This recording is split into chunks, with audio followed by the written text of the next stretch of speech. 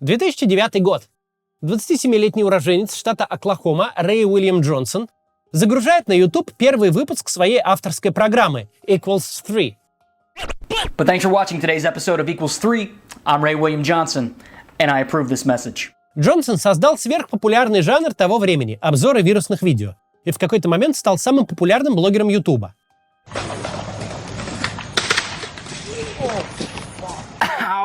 6 августа 2010 года Рэй Уильям Джонсон сделал отдельный выпуск, посвященный вирусным видео из России. Так прошел день сисадмина. Главное окна администр... Американец тогда вдохновил сразу несколько русскоязычных видеоблогеров, которые возжелали повторить успех передачи Equals 3. Уже через 6 дней в Ютубе появляется ее аналог на русском языке. Здравствуй, дорогой друг. Это первый выброс передачи «Не Баянь», я Камикадзе Ди, и я не буду объяснять принципы этой передачи. Поймете сами, окей? Проходит еще 2 недели, и Рунет взрывает плюс 100-500 Максима Голополосова. А чуть позже появляется его главный конкурент Стас Давыдов и его «This is хорошо». Я считаю, что это хорошо. 2010-й. Разгар беззаботной медведевской оттепели. Алексей Навальный в основном обитает в ЖЖ. Он еще только-только выкладывает на YouTube свое первое резонансное видеорасследование «Трубоеды». Что характерно, выкладывает на своем старом канале, куда грузил в том числе и всякие прикольные ролики из интернета. Расследование Навального посмотрели сотни тысяч россиян. Миллионы же смотрели выпуски «Плюс 100-500» и «This is хорошо» и спорили, кто круче, Стас или Максим. В гонке просмотров побеждал Голополосов, потому что он нашел золотую жилу, сосредоточившись не на забавных роликах вообще, а на упоротых видео, снятых именно в России. В его выпусках наша страна предстает эдаким милым дурдомом, где никогда не соскучишься. Бегай там, крутись тут, стекло не попади. Сегодня мне бы хотелось сделать обзор роликов из Рунета, которые завирусились уже вот в последние дни. Правда, сейчас не 2010, а 2025 год. Поэтому вряд ли сегодняшний выпуск получится смешным, а мои комментарии — веселыми.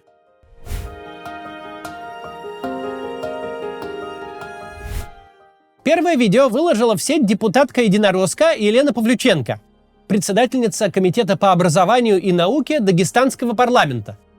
В своем телеграм-канале она представила ролик так. Настоящий парад Победы прошел в детском саду «Родничок». Главнокомандующим парада стала заведующая детским садом. И вместе с ней около 200 маленьких защитников старались изо всех сил. Поздравляю вас 80-й годовщиной Великой Отечественной войны! Ура! Ура! Ура! Уважаемые ветераны, воспитанники детского сада «Родничок», поздравляю вас с Великой 80-й годовщиной Великой Отечественной войны! Ура! Ура! Ура! Депутат пишет под видео о выдающемся примере патриотического воспитания, о важных ценностях. В конце поста вывод. Если мы будем сохранять память о подвиге предков, наши дети никогда не забудут, какой ценой досталась нам победа. Пусть это станет основой их будущего. Я думаю, вы обратили внимание, что малыш в генеральском кителе поздравляет сверстников с Великой Отечественной. Это не оговорка. Второй раз он также поздравил участников войны. И вы слышали, насколько смущенная за этим последовала реакция. Очевидно, что маленькие дети и близко не понимают смысла этого безумного карнавала. О каких ценностях, патриотическом воспитании, исторической памяти тут может идти речь? Парад детсадовцев не нужен ни детсадовцам, ни последним оставшимся в живых фронтовикам. Зачем-то он нужен чиновникам.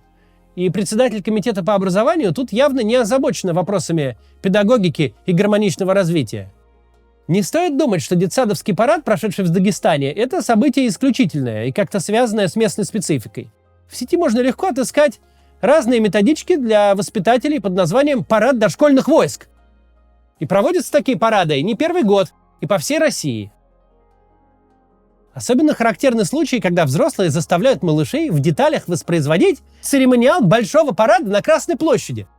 С выездом на машине министра обороны, командами «Смирно и вольно», с выносом знамен и так далее. Мне кажется, что участие в подобных обрядах не может быть для детской психики безвредным. В нем нет никакого патриотизма, памяти о воевавших предках. Просто взрослые люди натурально свихнулись. И не праздник отмечают, а проводят непонятные для малышей ритуалы. Я вот ходил в детский сад в советские годы, и ничего подобного там не было даже близко. Серьезные девчонки-регулировщицы, по-детски суровые мальчишки-спецназовцы, солдаты морской сухопутной пехоты, моряки, пограничники, десантники, танкисты, военные медики и первые кормильцы на фронте солдаты военной полевой кухни. Усердно маршируя, как по настоящей площади, каждый маленький воин старался изо всех сил и, не скрывая восторга, гордился своей формой. Тему воспитания подрастающих поколений продолжает Дмитрий Медведев. В мае группа Би-2 отправляется в тур по городам Южной Европы. Даст концерты в Сербии, Хорватии, Черногории, Греции и Болгарии. Тур стартует 2 мая в Будве, это Черногория.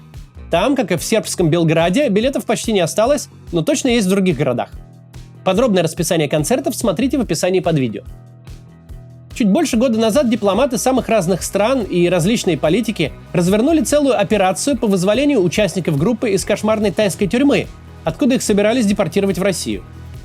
Сначала получилось вызволить Леву, потом уже всех остальных. И с тех пор группа провела целую серию концертов в Европе, и вот теперь начинает новую. Обязательно приходите, если будете поблизости.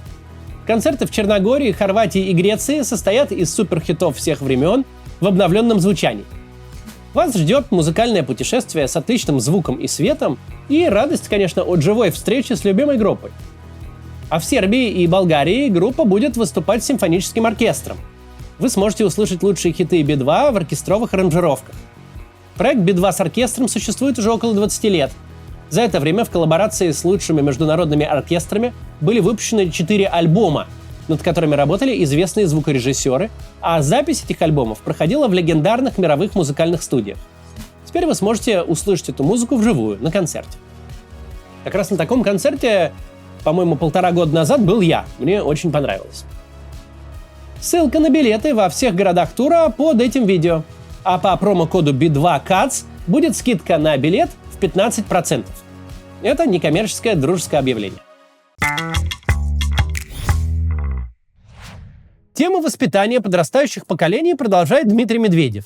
На площадке Российского общества знания он выступил для школьников и студентов с лекцией под названием «Наш опасный мир. Кто виноват и что делать?».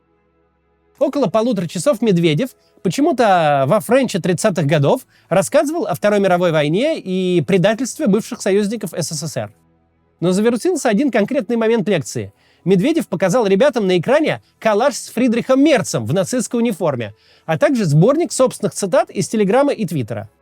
Именно на представителях Запада лежит вина, что идеалы послевоенного мироустройства, справедливого, безопасного и сбалансированного мира остались мечтами. Они обратились с подачи англосаксов в свою прямую противоположность. Были провалены и возможности обеспечить безопасность Европы. Спустя недолгое время после победного 45-го политический лексикон пополнился выражениями «холодная война» и «железный занавес».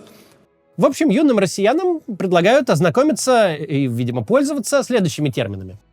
Атлантические импотенты, зоологические выродки, стая лающих собак из западной псарни, свора хрюкающих подсвинков и, главное, тараканы, расплодившиеся в инсектарии.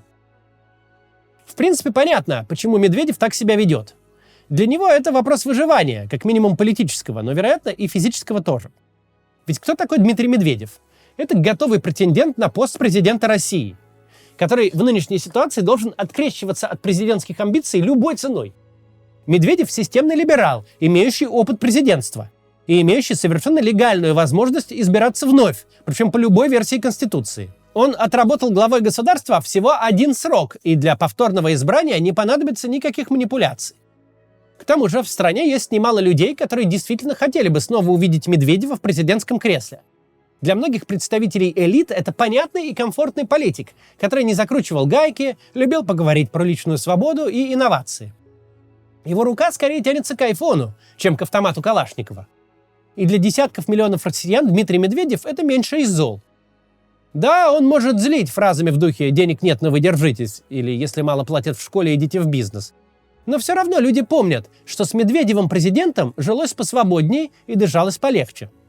Сейчас Медведев просто обязан унижаться, быть лояльнее всех лоялистов и людоедистее всех людоедов. Он должен вести себя как буйно помешанный упырь, чтобы уж точно никому и никогда не захотелось увидеть его во главе государства. Плохо только, что догадался он вести себя так еще и перед глазами студентов и школьников. Мог бы просто перед Советом Безопасности это периодически исполнять. Последнее на сегодня вирусное видео. Ведущий Соловьев Лайв Сергей Карнаухов предлагает приносить себя в жертву женам участников войны. Отрывок из нового выпуска программы «Война и мир», которую он ведет вместе с Анастасией Кашеваровой, разлетелся по всем соцсетям. В передаче обсуждался ПТСР и домашнее насилие в семьях участников так называемой спецоперации. Между соведущими возникла пикировка. Но это очень тяжело. И вот ты все время думаешь, ты вот на этом грани остаться и помогать, но это бьет по тебе и ребенку.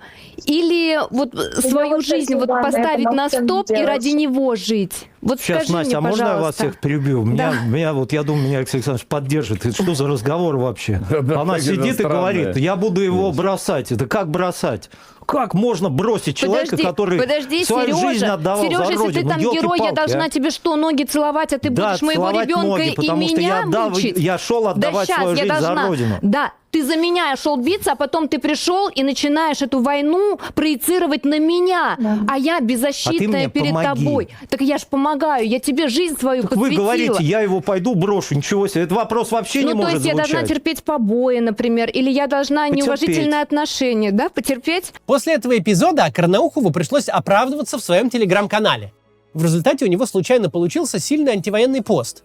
Такое вообще часто случается с Z-авторами. Они порой сами не осознают, насколько антивоенно высказываются. Почитаем. Во время эфира жена героя СВО рассказала, что ее муж не может терпеть плач ребенка. В этом контексте она заявила, что ей очень тяжело, она думает развестись. Я спросил у него, почему ты так реагируешь? Оказалось, что во время штурма он, командир подразделения, потерял всех бойцов. Они умирали рядом с ним, но он, оказывая помощь, не смог спасти никого. Они уходили из жизни у него на руках, при этом стонали, и теперь он слышит их голоса даже ночью.